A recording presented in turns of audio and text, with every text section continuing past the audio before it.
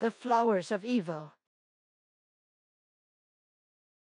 by Charles Baudelaire, translated into English verse.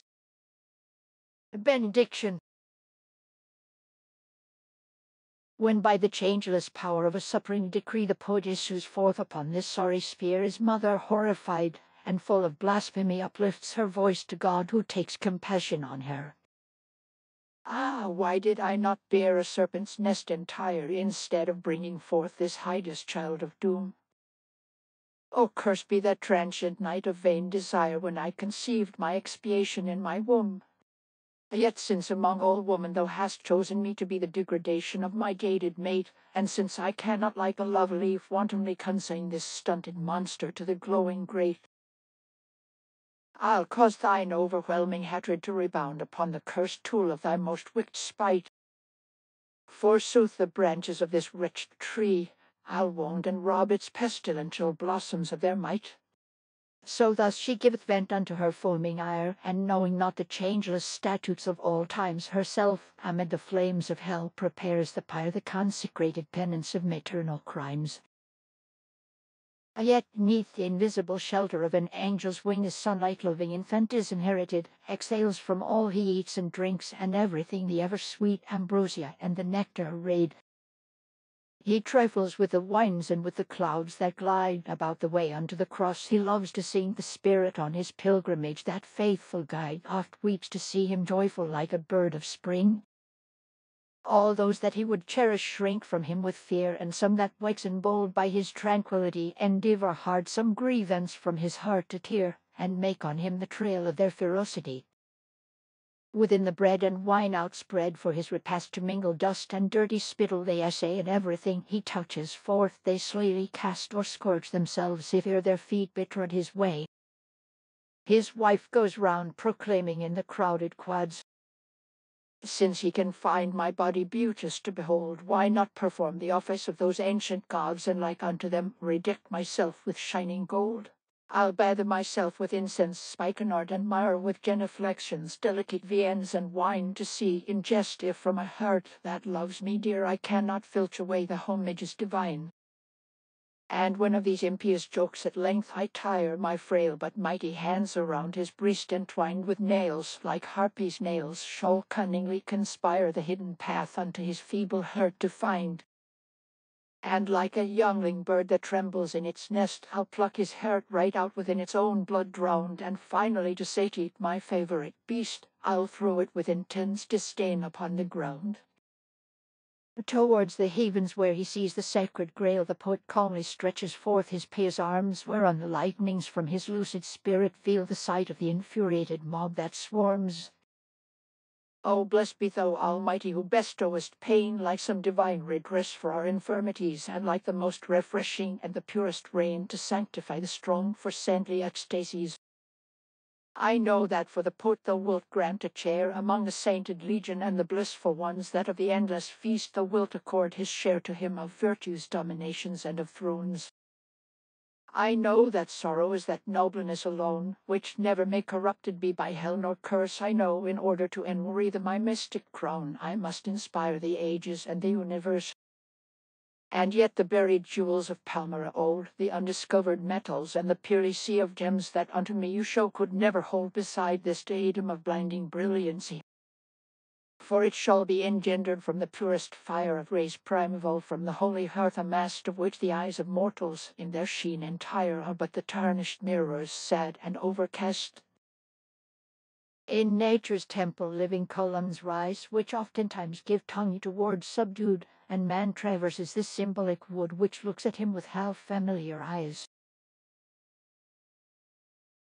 Like lingering echoes which afar confound themselves in deep and sombre unity as vast as night, and like transplendency the sense and colours to each other respond. And since there are like infants flesh as chaste, as sweet as oboes, and as meadows fair, and others proud, corrupted, rich, and vast, which have the expansion of infinity, like amber, musk, and frankincense, and myrrh, that sing the soul's and senses' ecstasy. Alas, my poor moose, what aileth thee now? Thine eyes are bedimmed with the visions of night, and silent and cold I perceive on thy brow in their turns despair and madness alike. A succubus green or a hobgoblin red has it poured o'er thee horror and love from its urn. Or the nightmare with masterful bearing hath led thee to drown in the depths of some magic minturn.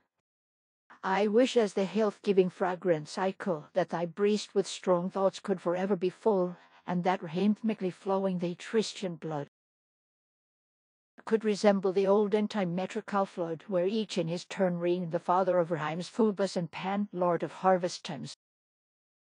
O muse of my heart, so fond of palaces old, wilt have when New Year speeds its wintry blast amid those tedious nights with snow o'ercast, a log to warm thy feet, benumbed with cold.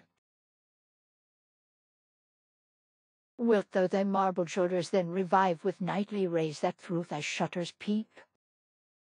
And void thy purse and void thy palace reap a golden hoard within some azure hive? Thou must, to earn thy daily bread, each night suspend the censer like an acolyte, Te-Deum sing with sanctimonious ease. Or as a famished mountebank with jokes obscene essay to lull the vulgar rabble's spleen, thy laughter soaked in tears which no one sees. The cloisters old expounded on their walls with paintings the Beatic verity, the which adorning their religious halls enriched the frigidness of their austerity. In days when Christian seeds bloomed o'er the land, full many a noble monk unknown today upon the field of tombs would take his stand, exalting death in rude and simple way. My soul is a tomb where, bad monk that I be, I dwell and search its depths from all eternity, and not bedeck the walls of the odious spot. O sluggard monk! When shall I glean aright from the living spectacle of my bitter lot, to mould my handiwork and mine eyes' delight? My childhood was naught but a ravaging storm, enlivened at times by a brilliant sun. The rain and the winds wrought such havoc and harm that of buds on my plot there remains hardly one. Behold now the fall of ideas I have reached, and the shovel and rake one must therefore resume in collecting the turf inundated and breached, where the waters dug trenches as deep as a tomb. And yet these new blossoms for which I craved, will they find in this earth like a shore that is laved the mystical fuel which vigor imparts? O misery! Time devours our lives, and the enemy black which consumes our hearts on the blood of our bodies increases and thrives. This heavy burden to uplift, O Sisyphus, thy pluck is required. And even though the heart aspired, art is long and time is swift. Afar from sepulchres renowned, to a graveyard quite apart, like a broken drum my heart beats the funeral march's sound. Many a buried jewel sleeps in the long-forgotten deeps, far from mattock and from sound. Many a flower wafts aloft its perfumes, like a secret soft within the solitudes profound. A long while I dwelt beneath vast porticos, while the ocean suns bathed with 1,000 fires, and which with their great and majestic spires at eventide looked like basaltic grottos. The billows in rolling depictured the skies, and mingled in solemn and mystical strain the almightiest chords of their luscious refrain with the sunset's colours reflexed in mine eyes. It is there that I lived in exalted calm, in the midst of the azure, the splendour, the waves, while pregnant with perfumes naked slaves refreshed my forehead with branches of palm, whose gentle and only care was to know the secret that caused me to languish so. Man and the sea. Free man! The sea is to thee ever dear. The sea is thy mirror, thou regardest thy soul in its mightiest waves that unendingly roll, and thy spirit is yet not a chasm less drear. Thou delight'st to plunge deep in thine image down, thou tak'st it with eyes and with arms in embrace, and at times thine own inward voice wouldst deface with the sound of its savage, ungovernable moan. You are both of you sombre, secretive, and deep, O mortal. Thy depths are for aye unexplored. O sea, no one knoweth thy dazzling hoard. You both are so jealous your secrets to keep. And endless ages have wandered by, yet still without pity or mercy you fight, so mighty in plunder and death your delight, O wrestlers. so constant in enmity. I am lovely, O mortals, like a dream of stone, and my bosom where each one gets bruised in turn to inspire the love of a poet is prone, like matter eternally silent and stern. As an unfathomed sphinx enthroned by the Nile, my heart a swan's whiteness with granite combines, and I hate every movement displacing the lines, and never I weep and never I smile. The poets in front of mine attitudes fine, which the proudest of monuments seem to implant, to studies profound all their moments assign. For I have all these docile swains to enchant two mirrors, which beauty in all things ignite mine eyes, my large eyes of eternal light. The ideal. It could ne'er be those beauties of every vignettes, the varied display of a worthless age, nor puppet-like figures with castanets that ever an heart like mine could engage. I leave to Gavarni, that poet of chlorosis, his hospital beauties in troops that whirl, for I cannot discover amid his pale roses a flower to resemble my scarlet ideal.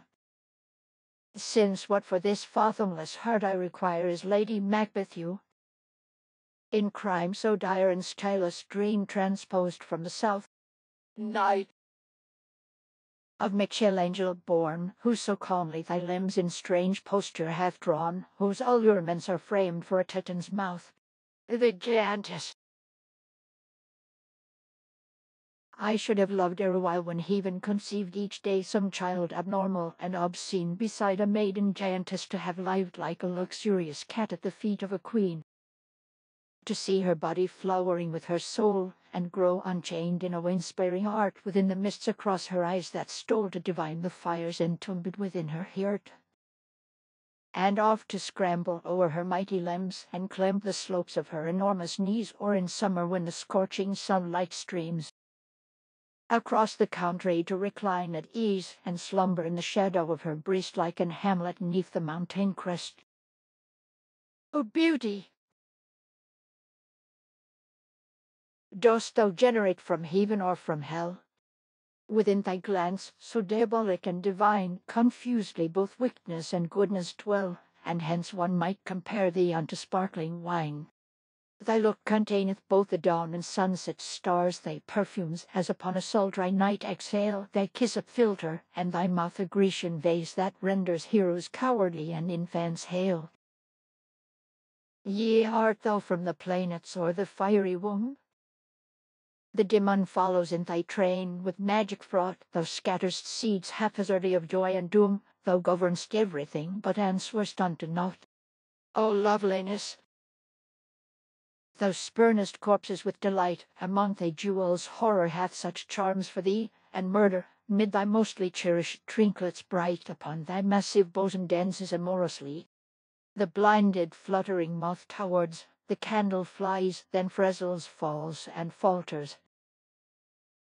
Blessings unto thee! The panting swain that o'er his beauty's mistress sighs, seems like the sick that stroke their gravestones lovingly. What matter if thou comest from the heavens or hell, O beauty frightful, whole, ingenuous, and obscure?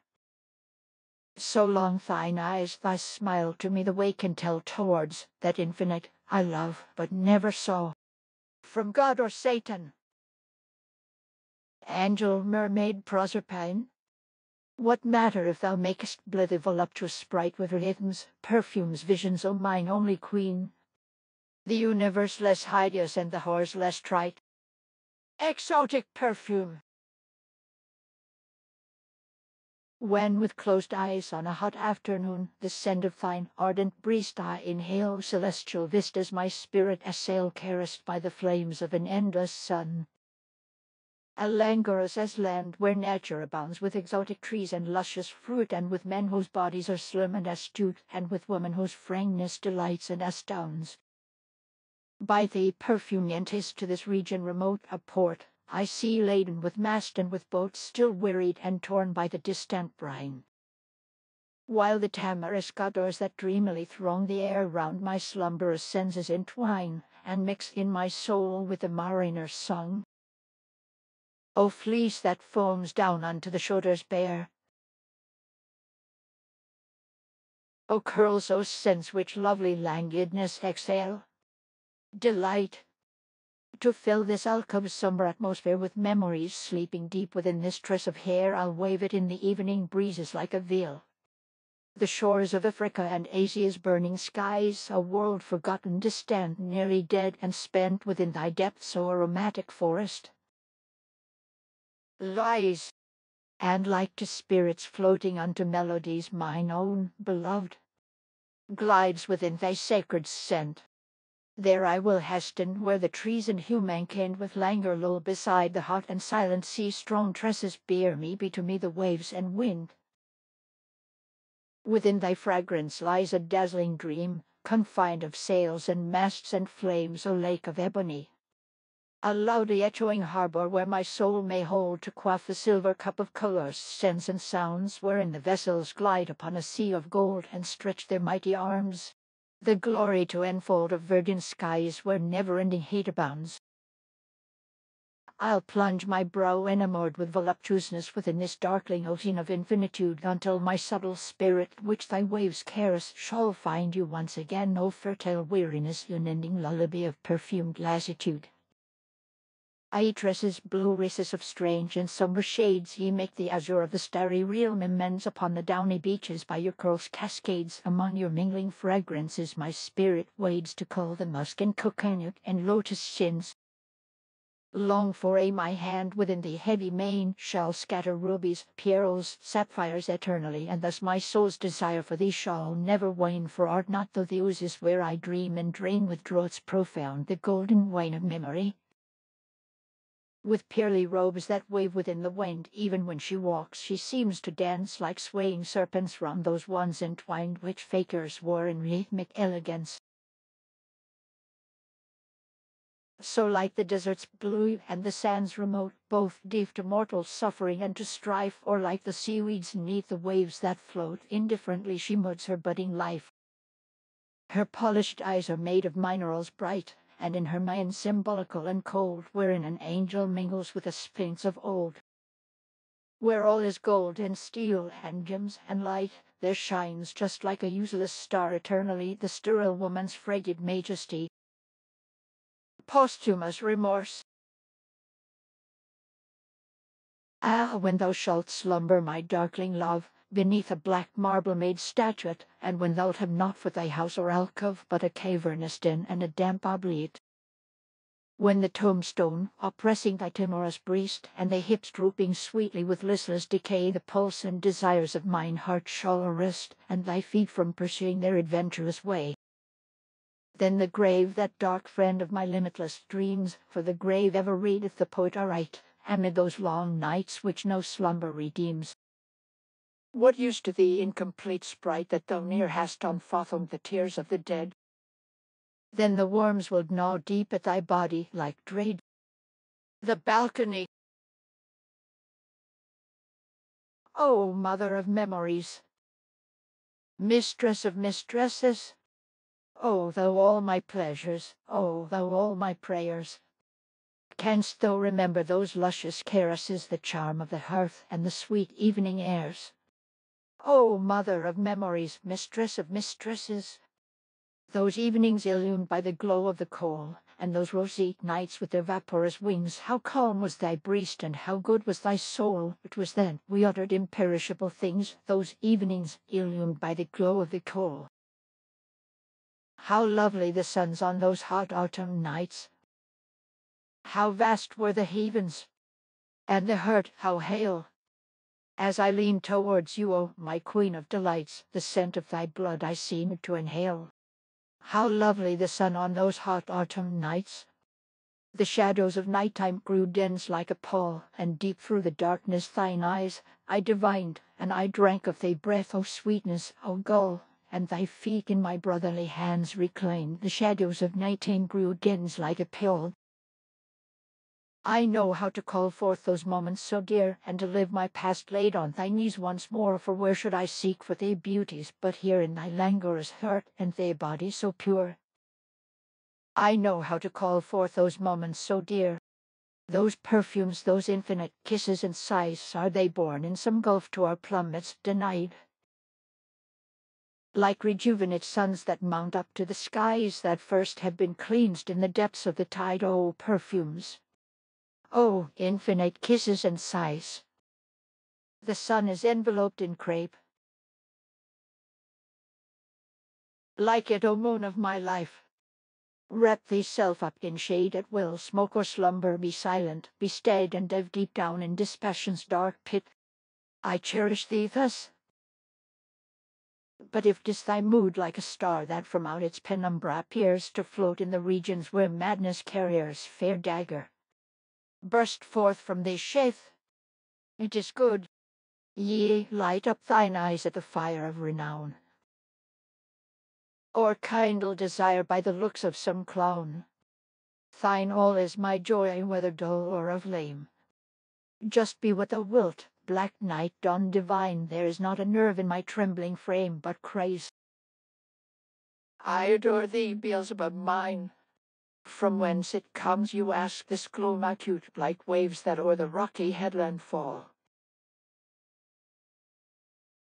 When once our hearts have gathered in their fruit, to live is a curse, a secret known to all. A grief quite simple, not mysterious, and like your joy for all, both loud and shrill, nay, cease to clamour, be not e'er so curious.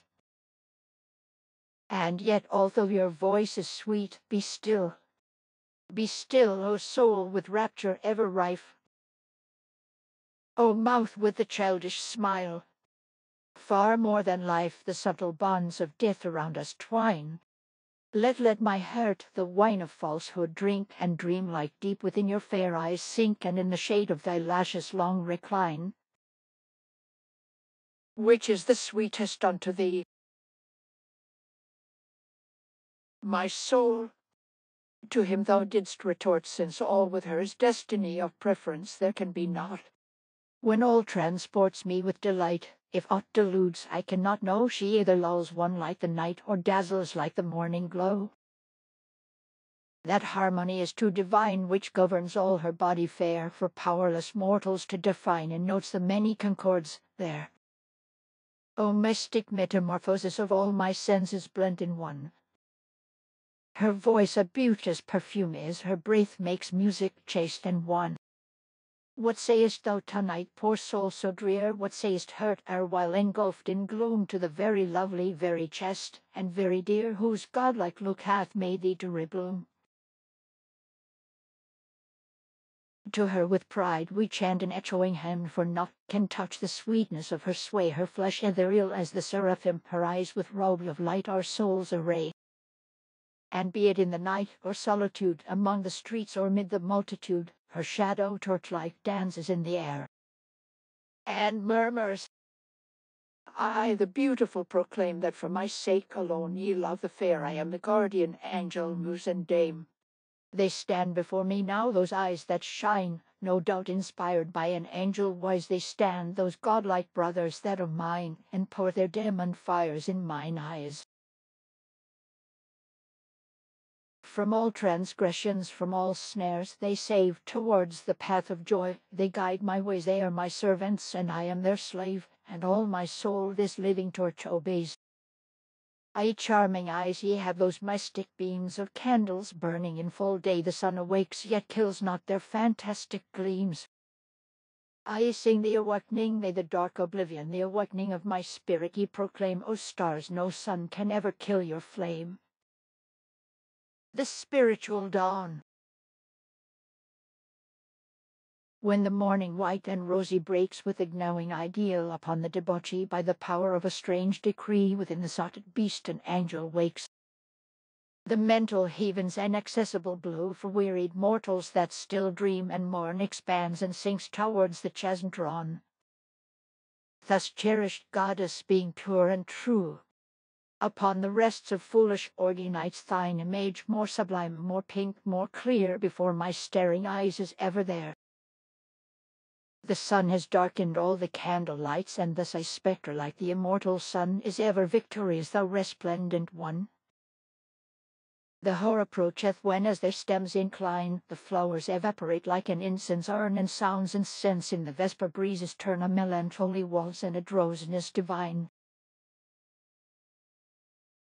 The flowers evaporate like an incense urn, the veil vibrates like the wailing of souls that repine. A melancholy waltz and a drowsiness divine, the skies like a mosque are beautiful and stern. The veil vibrates like the wailing of souls that repine, sweet souls that shrink from chills vast and etern. The skies like a mosque are beautiful and stern, the sunset drowns within its blooded brine. Sweet souls that shrink from chills vast and etern, essay the wreaths of their faded past to entwine. The sunset drowns within its blooded brine, thy thought within me glows like an incense urn.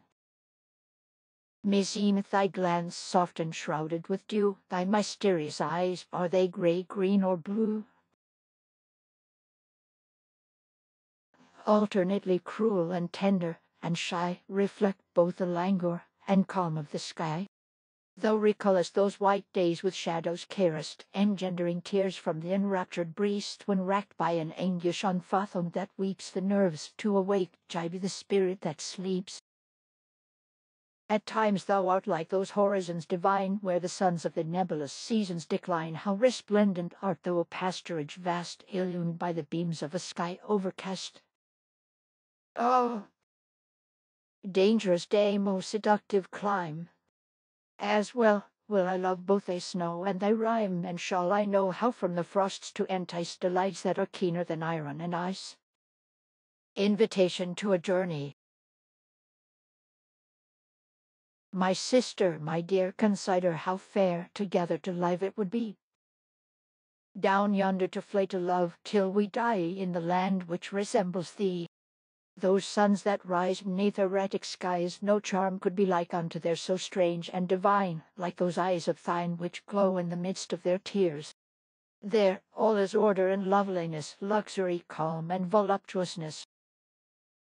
The tables and chairs, polished bright by the years, would decorate sweetly our rooms, and the rarest of flowers would twine round our bowers and mingle their amber perfumes the ceilings arrayed.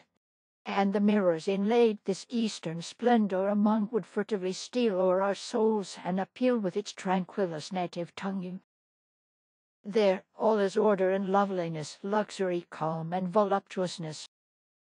In the harbours peep at the vessels asleep, their humour is always to roam, yet it is but to grant thy smallest want from the ends of the earth that they come. The sunsets beam upon meadow and stream, and upon the city entire, neath a violet crest the world sinks to rest, illumined by a golden fire. There all is order and loveliness, luxury, calm, and voluptuousness. You are a roseate autumn sky that glows, yet sadness rises in me like the flood, and leaves in ebbing on my lips morose the poignant memory of its bitter mind. In vain your hands my swooning breast embrace, O friend. Alone remains the plundered spot, where woman's bidding grip has left its trace. My heart, the beasts devoured, seek it not. My heart is a palace pillaged by the herd, they kill and take each other by the throat. A perfume glides around your bosom bared. O loveliness, thou scourge of souls, devote thine eyes of fire, luminous like feasts, to burn these rags rejected by the beasts.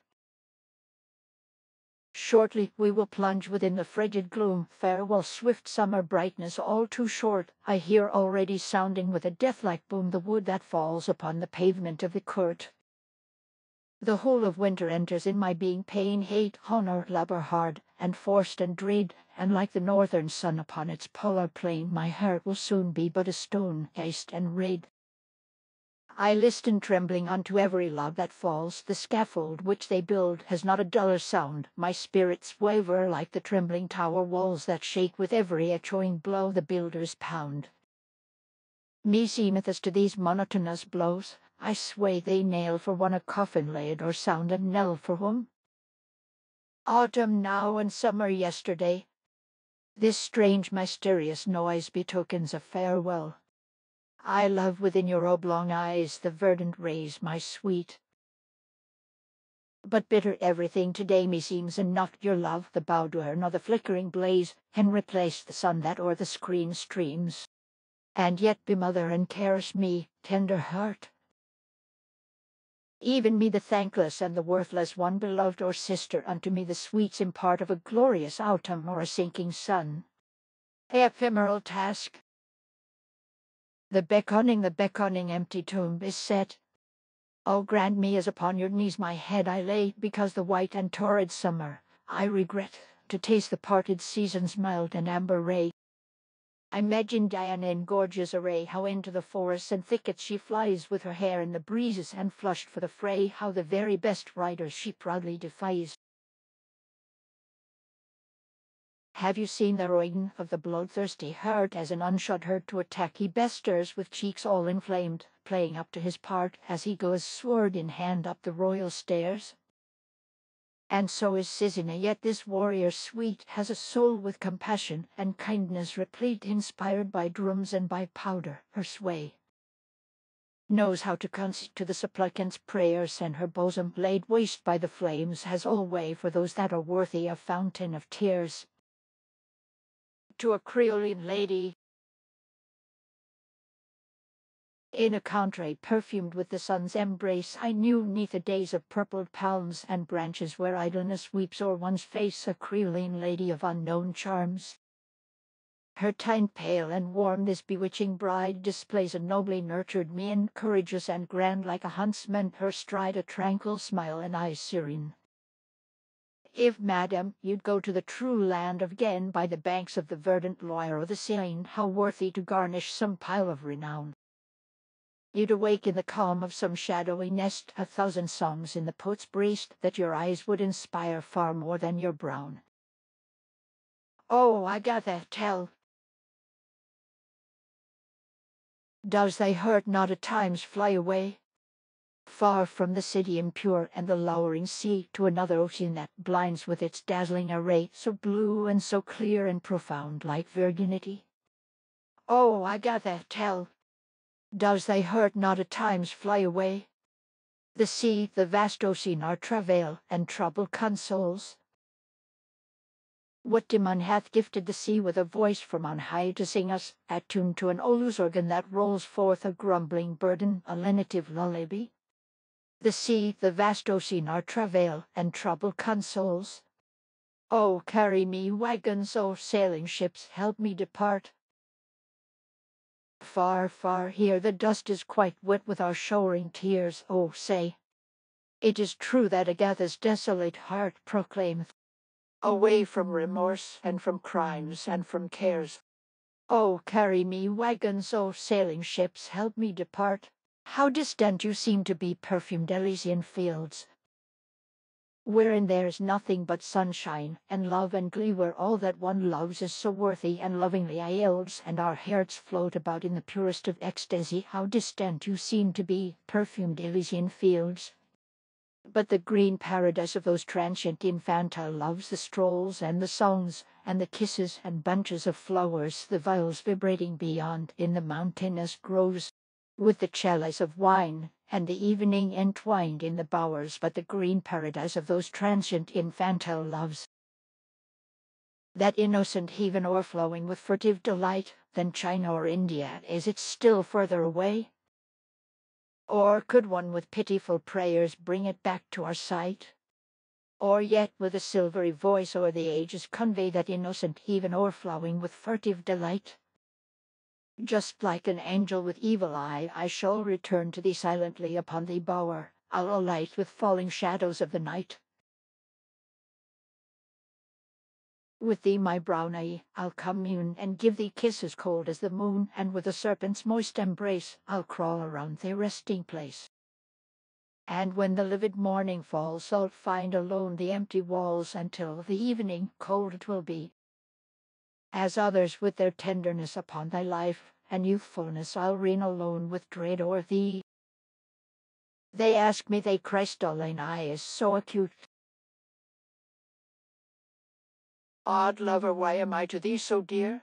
Be sweet and keep silent my heart, which is seer for all save the rude and untutored brute, is loth its infernal depths to reveal, and its dissolute motto engraven with fire, O charmer, whose arms endless slumber inspire. I abominate passion, and wit makes me ill. So let us love gently, Within his retreat, foreboding love seeks for his arrows a prey. I know all the arms of his battle array. Delirium and loathing, O pale Margaret. Like me art thou not an autumnal ray, alas, my so white, my so cold Margaret. Sadness of the moon goddess. Tonight the moon dreams with increased weariness, like a beauty stretched forth on a downy heap of rugs, while her languorous fingers caress the contour of her breasts before falling to sleep. On the satin back of the avalanche soft she falls into lingering swoons as she dies, while she lifteth her eyes to white visions aloft, which like efflorescence float up to the skies. When at times in her languor down onto this sphere she slowly lets trickle a furtive tear, a poet desiring slumber to shun takes up this pale tear in the palm of his hand, the colours of which like an opal blend, and buries it far from the eyes of the sun. All ardent lovers and all sages prize, as ripening years incline upon their brows, the mild and mighty cat's pride of the house that like unto them are indolent, stern and wise. The friends of learning and of ecstasy, they search for silence and the horrors of gloom. The devil had used them for his steeds of doom, could he alone have bent their pride to slavery. When musing they display those outlines chaste of the great sphinxes stretched o'er the sandy waste, that seem to slumber deep in a dream without end. From out their loins a fountainous furnace flies, and grains of sparkling gold, as fine as sand, bestir the mystic pupils of their eyes. Beneath the shades of sombre hues the silent owls sit ranged in rows, like ancient idols strangely posed, and darting fiery eyes they muse.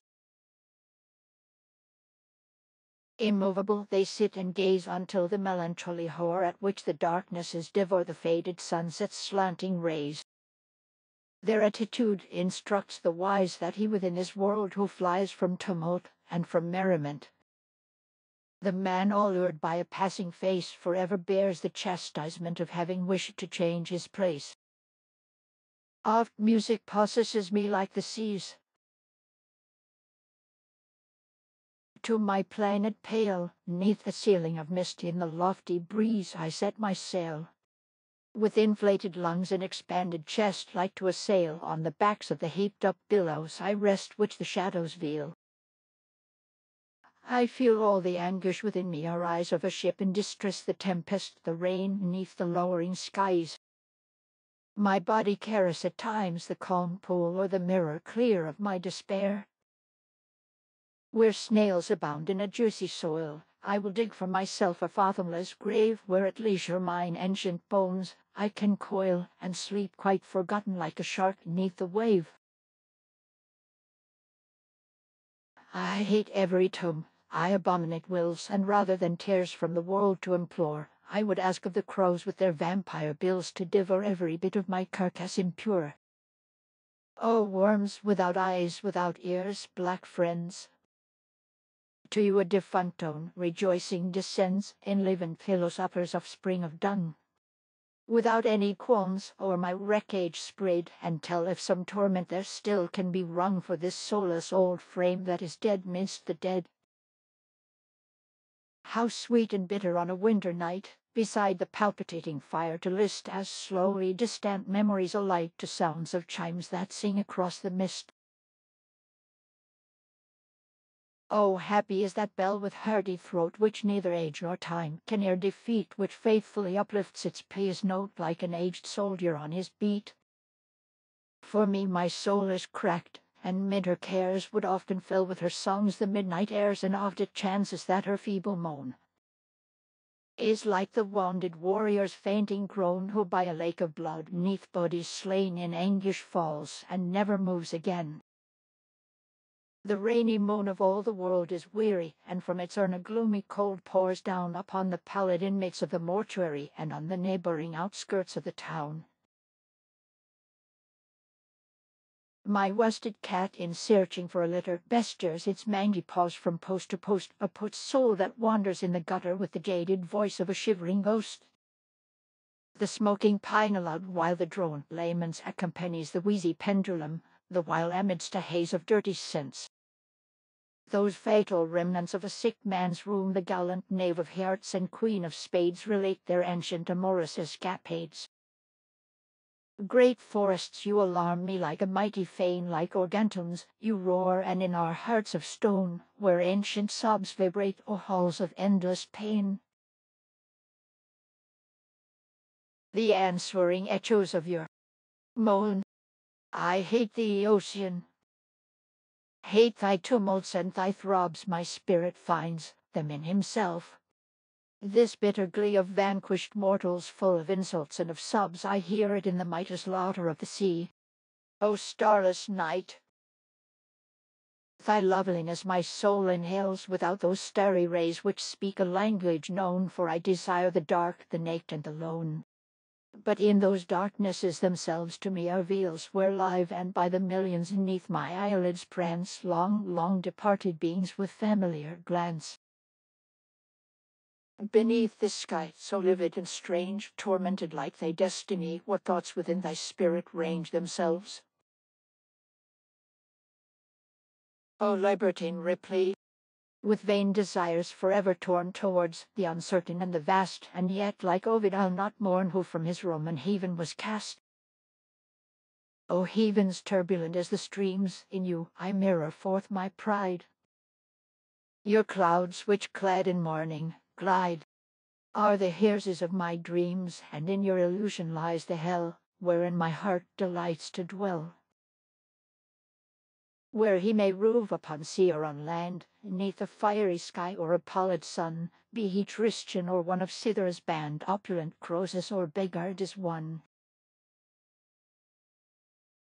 Whether citizen, peasant, or vagabond, he'd be his little brain active or dull. Everywhere man feels the terror of mystery, and looks upon high with a glance full of fear. The haven above, that oppressive wall of ceiling lit up in some lewd music hall, where the actors step forth on a blood-red soil. The eremite's hope and the dread of the sot, the sky that blacklead of a mighty pot where vast and minute human races boil. The loveliest eyes you can scorn with your wondrous glow. Beautiful childish eyes, there abounds in your light a something unspeakably tender and good as the night. Oh, eyes, over me your enchanting darkness let flow. Large eyes of my child, O arcana profoundly adored. I resemble so closely those caves in the magical creek, where within the deep slumbering shade of some petrified peak there shines undiscovered the gems of a dazzling hoard. My child has got eyes so profound and so dark and so vast like thee. O unending night, and thy mystical shine, their flames are those thoughts that with love and with faith combine, and sparkle deep down in the depths so alluring or chaste. The set of the romantic sun. How beauteous the sun as it rises supreme like an explosion that greets us from above. Oh, happy is he that can hail with love its decline, more glorious far than a dream. I saw flower, furrow, and brook. I recall how they swooned like a tremulous heart neath the sun. Let us haste to the skyline, 'tis late. Let us run at least to catch one slanting ray ere it fall. But the god who eludes me I chase all in vain. The night, irresistible, plants its domain. Black mists and vague shivers of death it forebodes, while an odor of graves through the darkness spreads, and on the swamp's margin my timid foot treads upon slimy snails and on unseen toads. Be wise, O my woo, seek thy grievance to drown. Thou didst call for the night, and behold it is here. An atmosphere sombre envelopes the town, to some bringing peace and to others a care. Whilst the manifold souls of the vile multitude, neath the lash of enjoyment, that merciless sway, go plucking remorse from the menial brood from them far. O my grief, hold my hand, come this way. Behold how they beckon, those years long expired, from heaven in faded apparel attired. How regret, smiling foams on the waters like yeast. Its arches of slumber the dying sun spreads, and like a long winding sheet dragged to the east. Oh, hearken, beloved, how the night softly trades. To a passer-by, Around me thundered the deafening noise of the street in mourning apparel, portraying majestic distress with queenly fingers just lifting the hem of her dress. A stately woman passed by with hurrying feet, agile and noble with limbs of perfect poise. Ah, how I drank, thrilled through like a being insane. In her look a dark sky from whence springs forth the hurricane. There lay but the sweetness that charms and the joy that destroys. A flash then the night, O loveliness fugitive, whose glance has so suddenly caused me again to live. Shall I not see you again till this life is o'er? Elsewhere far away, too late perhaps nevermore, for I know not whither you fly, nor you where I go. O soul that I would have loved, and that you know. When I behold thee wander by my languorous love to songs of viols which throughout the dumb resound, harmonious and stately as thy footsteps move, bestowing forth the languor of thy glance profound. When I regard thee glowing in the gaslight rays, thy pallid brow embellished by a charm obscure, here where the evening torches light the twilight haze, fine eyes attracting me like those of a portraiture, I say, how beautiful she is, how strangely rich. A mighty memory, royal and commanding tower, a garland in her heart, bruised like a ruddy peach, is ripe like her body for love's sapient power. Art thou that spicy autumn fruit with taste supreme? Art thou a funeral vase inviting tears of grief? Aroma causing one of Eastern west to dream a downy cushion, bunch of flowers or golden sheaf? I know that there are eyes, most melancholy ones, wherein no precious secret deeply hidden lies, resplendent shrines devoid of relics, sacred stones, more empty, more profound than ye yourselves, O skies. Ye does thy semblance not alone for me suffice to kindle senses which the cruel truth abhor. All one to me, thy folly or thy heart of ice, decoy or mask, all hail. Thy beauty I adore. Mists and rains, O last of autumn and winter steeped in haze, O sleepy seasons.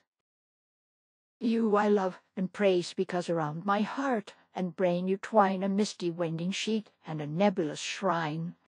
On that great plain where frigid blasts abound, where through the nights so long the vein whirls round, my soul, more free than in the springtime soft, will stretch her raven wings and soar aloft onto an heart with gloomy things replete, on which remain the frosts of former times. O pallid seasons, mistress of our climes, as your pale shadows nothing is so sweet, unless it be on a moonless night at wane, on some chance couch to soothe to sleep our pain. Today the distance is superb, without bridle, spur or curb. Let us mount on the back of wine for regions fairy and divine. Let's, like two angels tortured by some dark, delirious fantasy, pursue the distant mirage drawn o'er the blue crystal of the dawn. And gently balanced on the wing of some obliging whirlwind, we in equal rapture reveling. My sister, side by side, will flee without repose nor truce, where gleams the golden paradise of my dreams. Like thoughtful cattle on the yellow sands reclined, they turn their eyes towards the horizon of the sea, their feet towards each other stretched, their hands entwined, they tell of gentle yearning, frigid misery. A few with her confiding faith of old imbued amid the darkling grove, where silver streamlets flow, unfold to each their loves of tender infanthood, and carve the verdant stems of the vine-kissed portico. And others like unto nuns with footsteps slow and grave ascend the hallowed rocks of ancient mystic lore, where long ago Anthony like a surging wave the naked purpled breasts of his temptation saw. And still some more that neath the shimmering masses stroll among the silent chasm of some pagan caves, to soothe their burning fevers unto thee they call, O Bacchus, who all ancient wounds and sorrow laves. And others again, whose necks in scapulars delight, who hide a whip beneath their garments secretly, commingling in the sombre wood and lonesome night the foam of torments and of tears with ecstasy. O virgins, demons, monsters, and O martyred brood, great souls that mock reality with remorseless sneers, O saints and satyrs, searchers for infinitude, At times so full of shouts, at times so full of tears.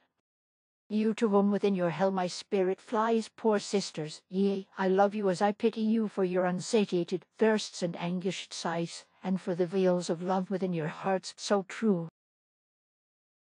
We will have beds which exhale odours soft, we will have divans profound as the tomb, and delicate plants on the ledges aloft, which under the bluest of skies for us bloom. Exhausting our hearts to their last desires, they both shall be like unto two glowing coals, reflecting the twofold light of their fires across the twin mirrors of our two souls. One evening of mystical azure skies will exchange but one single lightning flash, just like a long sob replete with goodbyes. And later an angel shall joyously pass through the half-open doors to replenish and wash the torches expired and the tarnished glass. The death of the poor. It is death that consoles ye, and causes our lives. 'Tis the goal of this life and of hope, the sole ray which like a strong potion enlivens and gives us the strength to plod on to the end of the day. And all through the tempest, the frost, and the snows, 'tis the shimmering light on our black skyline, 'tis the famous in which the guidebook shows where one can eat and sleep and recline. It is an angel that holds in his magic hands the sleep which ecstatic dream commands, who remakes up the beds of the naked and poor. 'Tis the fame of the gods, 'tis the granary blessed, 'tis the purse of the poor, and his birthplace of rest to the unknown havens, 'tis the wide open door,